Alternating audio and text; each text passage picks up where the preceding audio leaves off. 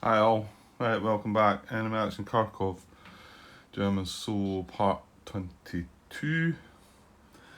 I've just actually finished watching over Part 21, and Part 20 last night, and just uploading them now. 20 is available, 21 was just about to be. Um, there was nothing more to talk about. I got an awful fright, that reminds me, when I was checking the unit that I wrongly left here and should have moved into here. When I was checking movement method 7 adjacent to a unit in a logistics hex, and I looked up here at these logistics hexes, and then when I was watching back in the footage, I thought, oh, don't tell me, should it be these logistics hexes that I'm looking at? And is this unit in a logistics hex? And I couldn't, because you can't quite see it. That's the first hex there. Turns out this isn't a logistics hex. But of course, I thought, oh, don't tell me the unit would have stayed there after all.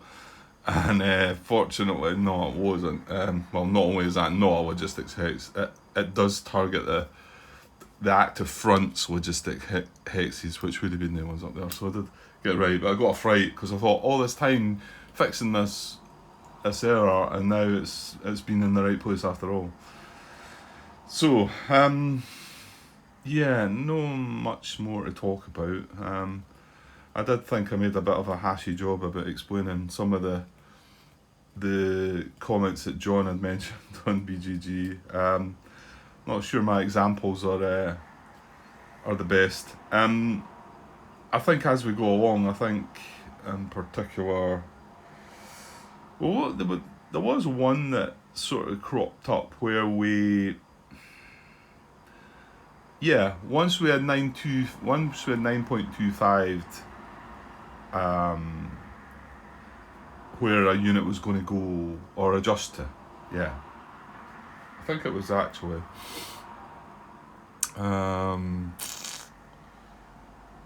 I want to say it was. Oh, God knows. I can't remember. Let's just say this guy, and he's going to adjust. Would he go here or would he go here? And you break it right down. So, I mean, if the unit's moved, you've checked on the movement methods, and if he's adjacent to German unit, you're now 9.25 in him. Or the other way about, no, you can't do that though, Grant. Can't. Yeah. If you end up with two hexes, one's adjacent to German unit, one's not, you then have to tiebreak that. So you tiebreak that, find out it lands adjacent to German unit. You 9.25 that, and find out that there's two hexes available, and you can't find a 9.25 that will resolve that. I think there's still a slight grey area to me there as to whether the unit should stay in the hex that it got sort of tie-break from already, or, because if you then tie-break it again, now I think we've always found it still ends up in the same hex, so we get away with it, and maybe that's always going to happen. But should you really be tie-breaking that one again? I feel like, yeah, you kind of should. I'm pretty sure probably going to get the response saying, yeah, you should just double check and tie break it again, but don't feel 100% comfortable with that one. And then, of course, the other one is moving against multiple German units. Well, we're going to see that in action at some point and see how it works. Like we've already said, John says it depends on the movement. If the movement method wants to target something with a low strength, or if it wants to get nearest its movement, its front objective, then you take that into consideration. But I think there's a bit left in there to sort of work out yet. So anyway, we'll get there. Right. Okay, I want to try and squeeze a part in here. I'm not sure if I've got an awful lot of time. Well, it's going to be our impulse, isn't it? We activated. Last card play was Vornes Front. We did activate the 3rd Tank Army, and they just adjusted themselves mainly, didn't they? They came across here because our army, the front objective, moved down, and they kind of moved away from this guy. So there's that, and so that, and also the fact that we lost the Rouse unit there, and there's now a gap here. So that's the sort of things we need to be thinking about right now. And to be honest, there's our hand, and it's not really. I really wanted that third core card, and I'm pretty sure that's the card that's left in our draw pile, our last card, because I would have liked to have probably put a unit this side of the river, or maybe even across the river if I could have done that.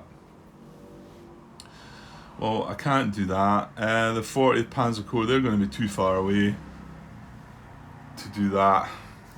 Use that card on them. Corps Rouse, we've only got the 3 units left now. 3 units in a limited units box, and there was one step unit as well that's back in the box. So, and then we've got 2 48 Panzer Corps cards, which, yeah, the guy's surrounded still. So, he's just going to have to sit there and hold on, I think. I mean, okay, we could activate him and could have an attack, but we could potentially, I suppose, have a go at this guy and maybe support it with him. We do have, well, we've got 2 reinforced battle tactics actually, so we could play one of these and play a reinforced battle, have 9 against 2 with a reasonable amount of chip pools, because he's a 3-stepper, so it'd be 1, 2, 3, it'd be 4 chip pools or something, but I don't know. I still think leaving him there, I mean, now that the 3rd tank have moved down to here though, this is more a worrying area, and even possibly bringing the 2nd, well, I don't want to bring the 2nd SS unit back though, because then, it'll enable this unit to move into here. And although there's not a gap, this guy would actually build. Mind you, he's surrounding that unit, so would he move away from there? I don't know. Yeah, it's not really clear what to do here. Activate any one unit. I did think about that to get just something into there. We know we're going to draw the 3rd Corps card next turn though, so if I activate a 3rd Corps unit, I'm then not going to be able to activate the 3rd Corps next turn. So there's that as well. And it's really only 3rd Corps, well, I guess the 2nd SS unit could possibly move up into here. 1, 2, 3, 4, 5, 6. Yeah, he could actually move into that hex. But he's in quite a good position. He's got an IP, he's in the woods.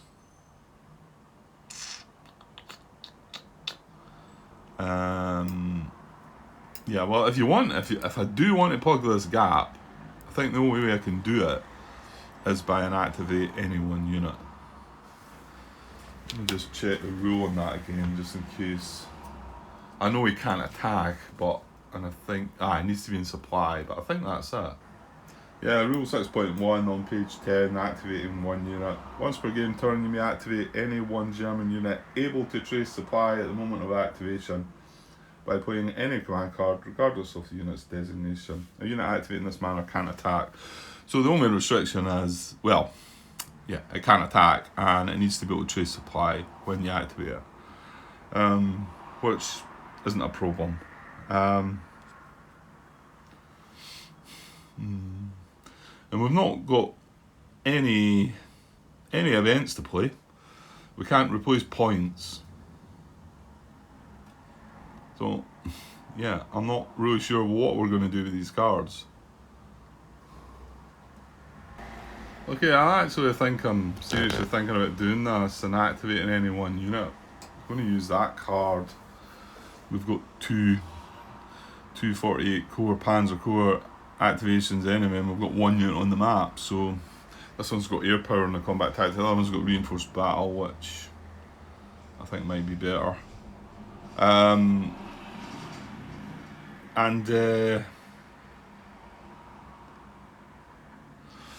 Yeah, I didn't mean, okay, I could have moved one of these, to be honest. So would this guy have got down 1, 2, 3, 4, 5? Well, he could have got down to there, which would have been enough. This guy probably would have been 1, 2, 3, 4, 5, 6. Yeah, because I don't know, for some reason think that hex is maybe better, but maybe it's not. It could just be that one. And then I thought, well, 6 strength pop-off units up there. Why not just keep these two guys together? So I thought maybe this guy, and then 1, 2, 3, 4 into there. I know it's moving away from this, but I mean he's only got this 3 strength pop-off unit adjacent to him. Okay, they're close by as well. But remember, an attack on them is still coming across that river. He's got an IP.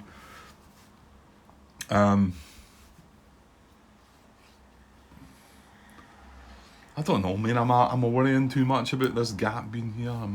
But the 4 cards I've got in my hand. What am I going to do? I've got Core Rouse, 2 of these, and 40th Core. I mean, the only possible thing is start bringing 40th Core down a little bit, or I don't know, get aggressive with them. You know, I mean, have a go at this guy and try and look at Slavance, maybe. I mean, it's not impossible for us to get that 2 victory points back from the position they're in. I mean, what are they getting next turn? They're getting 6 army, pop off, 2 third tank units and 2 40th army. So a mixture of both. Actually, is that 3? No, they're 2s, I think. Yeah, 2 6 army, 1 pop off, 1 third tank, 2 40th army. So yeah, there'll be an extra 3 units coming around in this area somewhere. Well, no, I say coming around. Remember, they don't deploy them that way. So, and turn 3 doesn't kick in that. Did I not say it was turn 4? Yeah, it's not until turn 4 that we get to actually that you place reserves on the map. And to be honest, it's at the end of their impulse that would happen. And I don't know what the conditions are for that happening. I've not looked at that yet. So, I mean, there is a bunch of reserves in the reserve units box, and admittedly, two of them are first guards units. So, I mean, then the other thought was maybe I only bring that guy down into there. Is that better? I'm not so sure it makes too much difference, does it? We're not staying adjacent to a unit, and then if I bring them down too far, the gap's still there. So it's going to have to be either there or there if I want to. However, if I go there, he can move into there, can't he? Yeah. Whereas if I leave him there, you cannot move into there. Yeah, that's actually the better hex, isn't it? Because I don't want them getting across the river if I can help it, because that extra loss, you know, taking a hit away from yourself if they're all attacking across the river is pretty strong, like. So, and then again, nothing can come around the back of this. So nothing can get around the back of that now if I put that there, and nothing can get around there. So yeah, and whereas if I put that there, these units actually can move directly into that hex, and that would get them across the river. Not only that, it'd put a threat on that guy. Okay, yeah, I think I'm going to do this. I don't know if it's a waste or not. So I'm going to activate, and this is my any 1 unit move. So you only get to do this once per turn. So I'm going to flip that over. And that's to say that's activated, and I'll leave that up in the calendar. So I can't do that again this turn. Bear in mind, I'm only going to have 4 cards left. And he was in supply. He was able to trace supply, and obviously I'm not attacking. Well, I'm not allowed to. So yeah, I think with the cards in hand, I can't really see anything else exciting to do. I mean, I know I'm now going to draw the third core card, which means I can't activate them again. In fact, I'll put the activated third core marker up the top there. And yeah, are you sure about that, Grant? Are you sure about that move then? It seems rather weak, but you know what? I don't know. It's plugging this gap. It's stopping them getting across this Donets River. I don't know. Like, again, I'm playing this game for the first time, so I mean, when I played this the Soviet Soul game, I was able to take Kharkov, and to be honest, did I not hold Kharkov throughout the game? So, and that was as the Soviets. So, I think it's the expected thing. In fact, historically, is that not what happened? That they took Kharkov back and then maybe lost it again or something like that? Is that not what the whole, what is it, backhand blow or something? Yeah, I'm not. I should read books on these things before the start, and then I'll maybe have some idea of what's going on. But I'm kind of rubbish for that.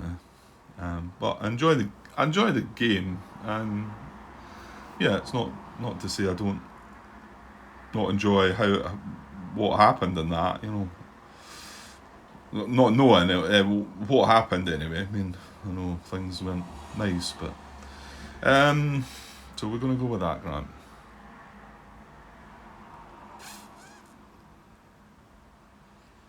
I know there was other sort of concerns about Kharkov, and like what I'm just talking about, that kind of triggered me back to here about, you know, we really only got this guy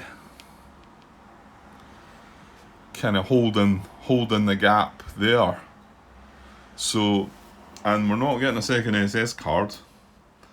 We're going to have a core rouse card, a 48 core card, a 40 core card, and a third core card. None of the cards at all are going to be able to fill a gap here if this was to get attacked. And I mean, there's 5 strength there just now. I mean, admittedly, that's pop-off. The other pop-off units are across a little bit, but you know, this guy getting knocked out, although we've got this guy here, that doesn't matter. If he gets knocked out, there is a gap down through here, and it's a gap that unit can go 1, 2, 3, 4. I mean, okay, he's one short, but if it's these pop-off units that take him out, it's more than likely you're going to mechanise units that will come down and take Kharkov as well. But I can't. Yeah. What do we get? We get 40 core cars next turn. 40 core units, sorry, in reserves. That's not exactly helping that Kharkov, is it? No. Yeah, I could have done another second SS activation, I think. Because eventually it's going to come the time where you've got to say, right, I can't defend this anymore, but I would be better off defending the 4 victory points over the 1 victory point, you know. Or even this guy, you know, dropping back at Kharkov, but I'm not going to have the cards to do it. So the wonder there is about an any one unit move. I mean, right now, instead of doing that, I could any one unit move this guy. 1, 2, okay, he's not going to make it, but 3, 4. Or possibly this guy. Don't think he would make it either, would he? Coming across it in the broken there. And then you've also got Belgorod, which, yeah, it's not been severely threatened. I think the fact the third tank are now spread out, we might be able to get lucky and hold on to it. So, but there's still not a gap here, so I can take my chances. Okay, I'm taking my chances against 4 victory points where I'm using it here to seal a gap that's going to like really threaten this 1 victory point. Well, but once they get through here, then you know the world's their oyster, eh? They can go nuts. But there is a gap here, and there's not there. So yeah, okay. I'm gonna go with that, and we'll just see how it goes. So we get rid of that card, and we are going to draw this last card, and it is indeed third core. Right, it does have a combat tactic. Okay, it's the one that's got pull out on it.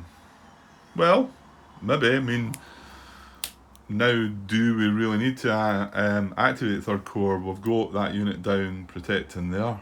I maybe don't actually need to use it, so pull out might be an option. And well, there you go. How about pulling this guy out 1-2? If he gets attacked and he looks like he's in trouble, just pull him back to just outside Kharkov, admittedly, but yeah, okay. Well, yeah, it's an option. Right. Okay, let's get a Soviet Impulse Sun before I probably have to do other things. It's Tracy's birthday today, so she's away for lunch with some friends at the minute, so I'm making the most of this bit, but I think that'll be me probably tied up the rest of the day. So let's see if we can get a Soviet Impulse in before that sort of kicks in. Right, here we go. I just want to check. I think it's 8 cards. 1, 2, 3, 4, 5, 6, 7, 8. Yeah, 8 cards. 8 cards left. And we've got 4, so we've got half of what they've got, which should balance out, sort of, because they use, well, they should be using 2 cards a turn, but it sometimes doesn't work out that way, but then again, it sometimes works out at 3 cards, so. Right, okay, let's go. Right, 40th Army is primary, and 69th Army units. Again, we seem to draw that. Oh no, it's the 6th Army one as well. Yeah, I think I've drawn that one a fair amount as well, but okay, so this is a primary card, so it's going to go in this slot. The auxiliary card does have the event. Well, I've already counted the cards, Grant, so although I'm going to have to shuffle it in, so might as well pick them up. Because we're still, yeah, see, I've got a feeling I'm going to bump that at some point. I suppose I'm marking the victory point, and it's only the victory points on the map. It doesn't count anything else for victory points, so yeah, just to double check again, it is command away. If this card is a current auxiliary card and there are 4 more cards in the Soviet draw pile, 1, 2, 3, 4, 5, we've got 6 cards, return this card to draw pile and shuffle, and it is command away from turn 1 of 5. Yeah, so it goes away again, which, yeah, it slows things down for them a little bit and puts a bit more pressure on us. I don't know. I mean, once I get down to my last card, obviously I can stall by passing, but until then, not so. Right, so 40th Army card. Activate all units in the army. Okay, well, this could be... These Rouse units could be getting a look at now. Okay, so 40th Army, it's still only the 3 units, isn't it? And this one got involved last impulse because it was stacked with the 3rd tank, wasn't it? But it didn't do an awful lot. Yeah, I'm not so sure there's much going to happen here. They might do an attack check on this guy, but no, they've no reserves, we've no auxiliary card. This could be quite a quick impulse actually. Yeah, right, Grant. You're in control. Nothing's quick. Okay. So well, they're looking at their, yeah, they've got different sort of ways of doing things, haven't they? So there's a 40th Army objective marker, and I kind of skimmed over that last time. I'm sure some units got to reach its hex, or not its hex. 030 1012 and 0215. 1012 and there's a way down here. 1012. Ah, right, no, it's not then. It's up there. It's just on the other side of Kharkov. 1012 is, yeah, the other side of Kharkov. Sorry, I'm not showing you any of that. There it's there. And then the other hex is 0215. So it's going to go from there to there and then back to, what the heck is it? There. Gotnya. So it kind of does a sort of triangular route. But I think if anyone reaches this hex, we just remove the marker, no matter what state we're at, where we're at, something like that. Yeah, page 16, 9.13, it's placing and removing an army objective marker. An army objective is considered reached only when a Soviet unit of any army enters the marker's hex. When this occurs, move the army objective marker to the next hex listed in the back of the marker. As long as an army objective marker is in play, the units in that army follow special movement methods of 9.26. Yeah, I still never come across anything regarding if it was like that activation that last time when it was stacked. I think that's probably worthwhile asking a question. But what I might do is, I think I've uploaded my video just now though, so somebody might say something about it. So, but if it doesn't come about, I think it could be well worth asking, because you want to know what order to do them in. It could have an effect, I think. An army objective marker is removed from play when any Soviet unit enters the last listed hex on the army objective marker, even if other hexes on the marker have not yet been entered, or the front objective marker for the front to which the army belongs is removed from play. And then when the army objective marker is removed, units in that army follow the movement methods of their front's objective if in play. And there's no effects on. Yeah, so if anybody reaches Gotnya, then that gets removed. If somebody reaches Belgorod, then it moves to the next hex, which is just outside Kharkov, and then it moves to the third hex after that. Okay, so 9.26, that's what we want. It's not going to move because there's no unit moved into it, so it's, yeah. And it would move right away when the unit moves into it anyway. It wouldn't just wait until this, I believe. Right, check active units in descending order. Take a VP hex, so we're looking at 10, 4, then 3. Take a VP hex, no, there's none of that to be done. Which is identical to 9.21, which is 9.21 movement method 1. Yeah, so none of that to be done. Then their step 2 is identical to method 8, which is adjacent to German unit. Move to an unoccupied hex that's adjacent to German unit, not adjacent to Soviet unit, adjacent to that same German unit. Nah, can't do it. None of the units, there's too many Soviet units adjacent. You know, we could possibly get to this empty hex, but it's going to be adjacent to 2 other Soviet units adjacent to the same German unit. So not happening. So 3 is closer to German unit and army objective. And this is the one that's wanting to find the closest unit to the army objective, which I think ends up still being this guy, because we looked at this recently. 1, 2, 3, 4, 1, 2, 3, 4, 1, 2, 3, 4. So there's 3 possible units within range. Then we prefer unit closest to the moving unit. So we're looking at 10 here. In actual fact, that would be that guy, wouldn't it? For 10, right enough. Yeah, we're looking at that guy before. So for unit 10, he's wanting to move as close as he can to this guy. Well, you can see he's adjacent. So move as close as possible to that German unit, entering a hex adjacent to that unit if able. If starting adjacent to the German unit that is in or closest to the objective hex, the unit does not move at all, and this activation is set as directed by 9.25. So all that guy's going to do is just try and adjust by 9.25. I'm just double checking that preference. Prefer the unit in a hex in the hex closest to the moving unit, and we're looking at in descending order 10. So that clearly is his target. So will he adjust? And he can only adjust to, well, in actual fact, he can adjust to these 2 hexes, or he can stay where he is. Or can he reach that one? Maybe not. 1, 2.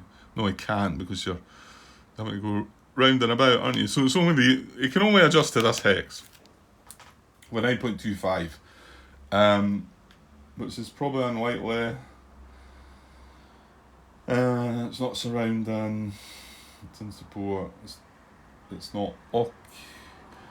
I think it's not occupied by or adjacent to a Soviet unit, adjacent to the same German unit. Yeah, it's not going to do that. And then an empty hex, so it's already in an empty. Well, it could be moving to an empty hex. a hex not occupied by an active unit. So there we go, we went right through, we've found nothing.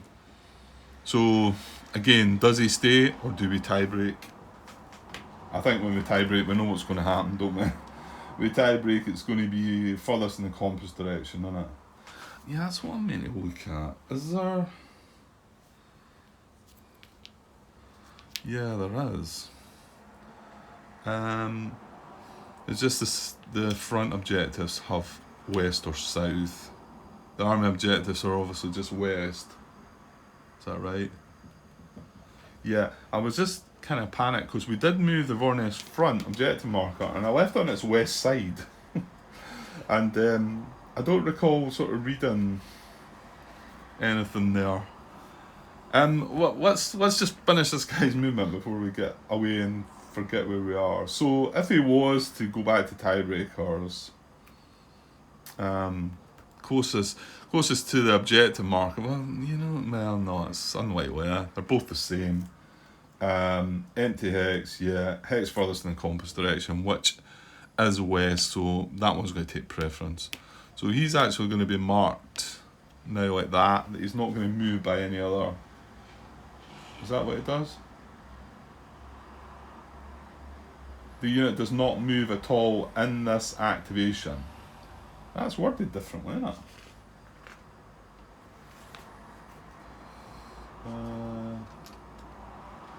The unit starting ahead satisfying this movement method does not move by this or any subsequent method, is what the normal wording was, but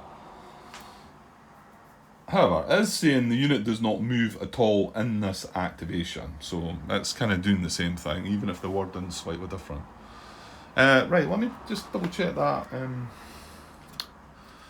Vornes front objective marker. Yeah, it seems that most of them are west. In fact, very much the majority. We were in Chugiev, which is here, and a row of 1 to 6 would move me to Valky with west with a W, or 7 to 9 would be Krasnograd, which is just there, and that'd be a W as well, and then a row of 10 would be in Kharkov with a W. There's not an awful lot of times where it does switch to the south, to be honest. So okay, it's just it crossed my mind when I was watching some footage back earlier. Right, so that's unit 10 done. So 4. Lost my page now. Movement methods for units. Check active units one at a time in descending numerical order.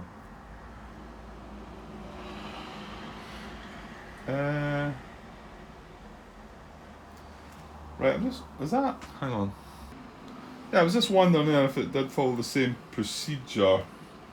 Looking back to page 16, 9.2 Soviet movement methods, and then the process for movement methods in numerical order. Check units for eligibility to move by a given method in unit selector order. Check units ascending or descending order as indicated for each method. Move all eligible units by a given movement method before proceeding to the next movement method. So that's what you would normally do, and I'm just wondering,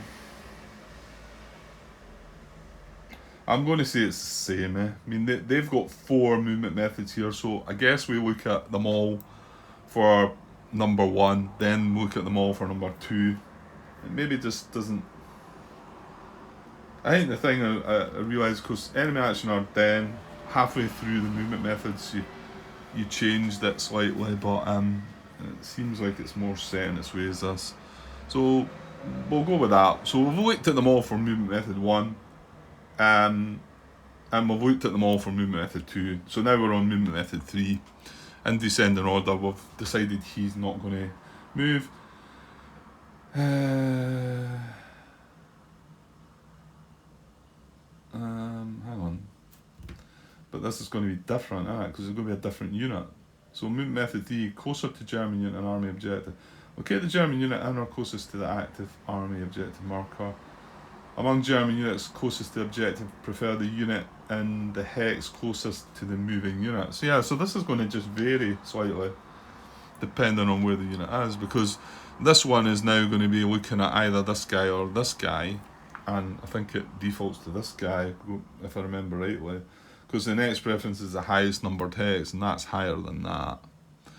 So he's actually looking to move adjacent to him. So move as close as possible to that German unit, enter a hex adjacent to that unit if able, if starting adjacent. Well, he's not. Well, he couldn't move the last time, so he's not going to move this time. No, he's just not going to move with that movement method anyway. And he didn't move at the next one either the last time, so he's kind of locked in at the moment. Okay, so unit 3 would be the last one. Now, his nearest is going to be either this guy or this guy. Remember, all these are as close to the army objective, so that's why I'm looking at different ones. So it's going to be the highest numbered hex, so it's going to be this guy. However, he's going to be adjacent again anyway, isn't he? So he's already adjacent. So he's not going to move at all in this activation except by 9.25. Now, okay, he's adjacent to 2 units. Right, let's see if this does anything. Unlikely, I think, but I'm sure we're going to come across some things. So, right, he can... Right, this could bring something then. Hang on. 1, 2, 3. Yeah, because I marked the 2 hexes. Obviously, he can stay where he is.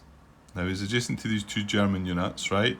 So he can stay where he is. So the way I've been looking at it, and this is until we've heard from Mr. Butterfield recently, the way I've been looking at it is I would check this hex, because it's adjacent. I would check all hexes around that unit, and I would check all hexes around that unit.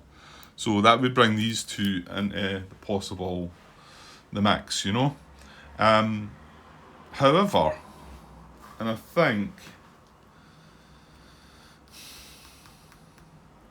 Right, our target unit is this guy. So what I'm trying to say here is, although Mr. Butterfield's response was, in fact, maybe I need to see the wording of it. Okay, yeah, I think this does change it up a little. And just before I get to that, I need to apologise to Martin, because the one question that I said that he maybe didn't quite fully, was it something else? No, I think it was this one, and he hadn't actually replied to the first part of my question. He had replied to the link that I sent regarding the other question, so he never actually made a response to how do you move around multiple units. He actually never replied to that, so there you go. So that still marks him as John Butterfield in disguise, so it could still be. Okay, so John Butterfield's response to, and my question was, when a Soviet unit moves adjacent to multiple German units, I assume that 9.25 would consider all hexes adjacent to all of the German units. I'm pretty sure this is the case, but the main reason... yeah, I'm pretty sure this is the case, and then I'll try and bump my other more important question that I felt back. Now, I suppose you could say, well, this unit's not moving, he's only adjusting, but I think the same considerations need to be taken, even just when adjusting. Well, John's response was, regarding a Soviet move that ends adjacent to multiple German units in different hexes, the preferences of 9.25 will apply. So, okay, we've not moved the unit and ended adjacent to multiple units, but we are trying to adjust to a 9.25, so I think it's the same. So he says, if the movement method specified, yeah, because we are still looking at a movement method, yeah, even though we've just got down to 9.25 preferences, it's still regarding 9.26 movement method 3, closer to German unit and army objective, and because we're adjacent to it, it's only going to adjust by 9.25.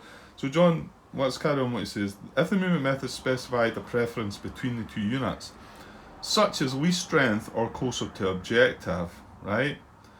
Now, then apply 9.25 only to hexes adjacent to the preferred target unit.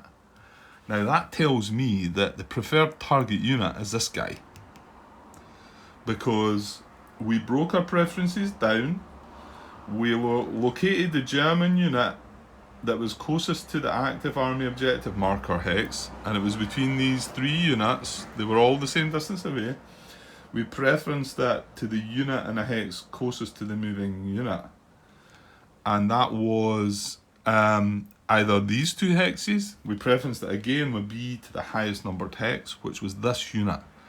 So does that not tell you that we shouldn't be considering 9.25 adjustments round this unit?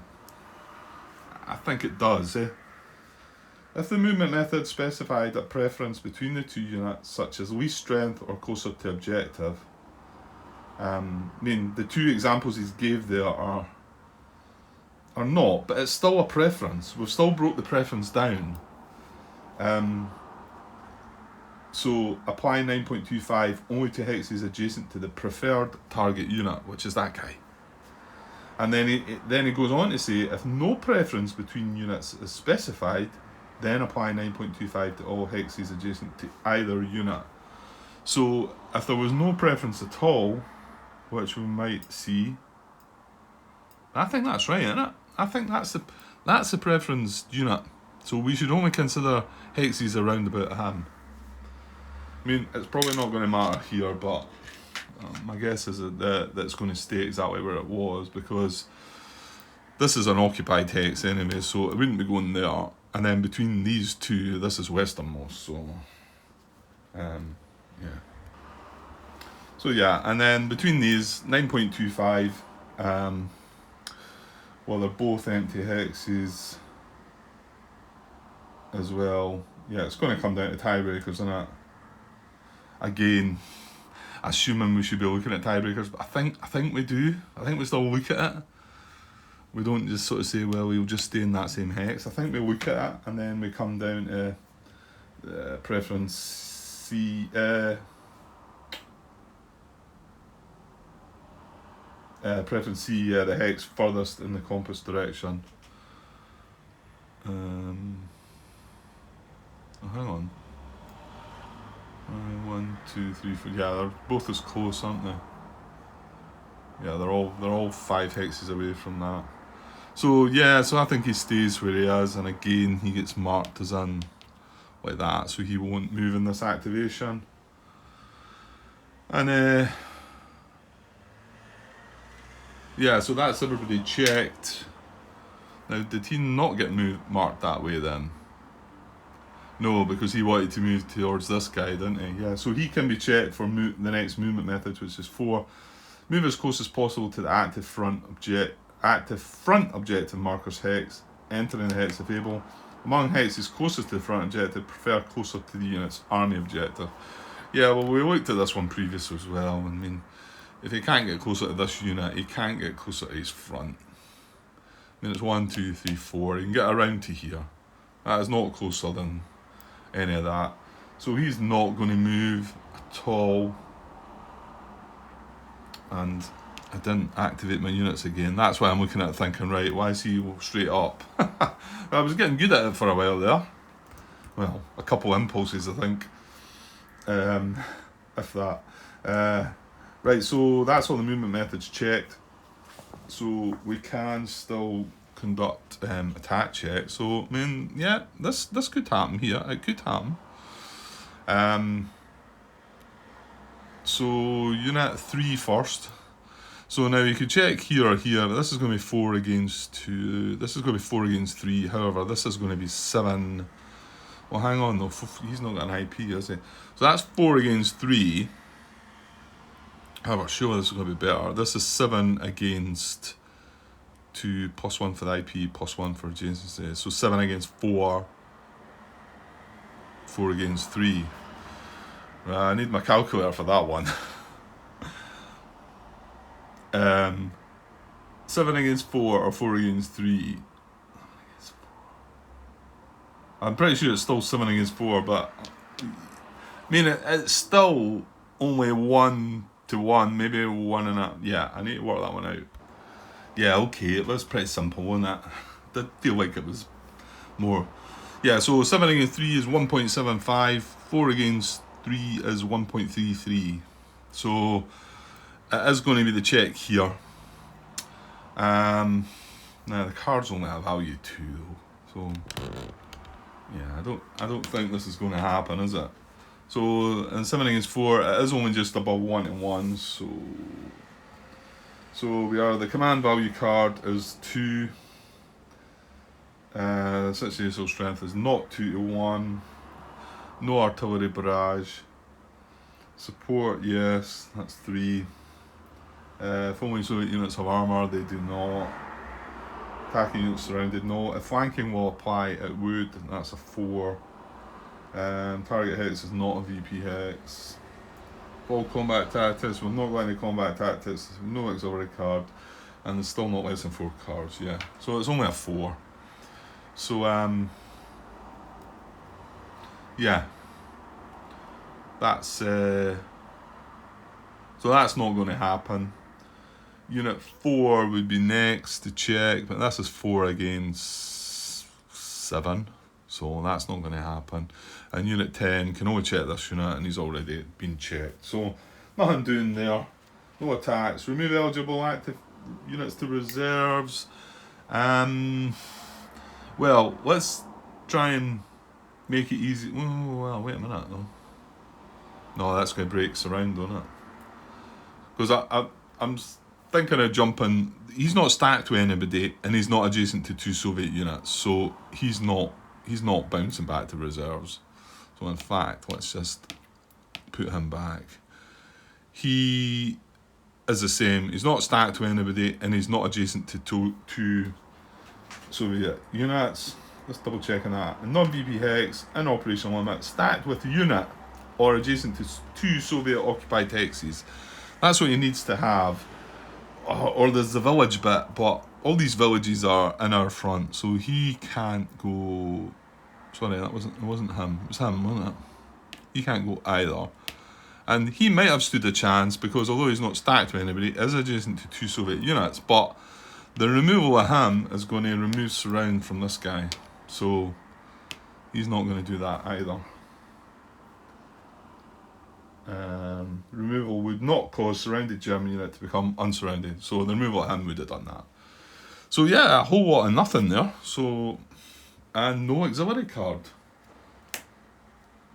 Excellent. All we did was just burn a card for them there. So yeah, that went well. We've now got another impulse that we're not going to be sure what we're doing. Now that didn't take that long. But it's still 48 minutes here though, so I will cut this and I can put this out as a part, but I might still have a little more time to do a little bit more, because that did go quicker than I thought. Right, I'll be back. This is part 22, isn't it? So I'll be back with part 23 shortly. Cheers.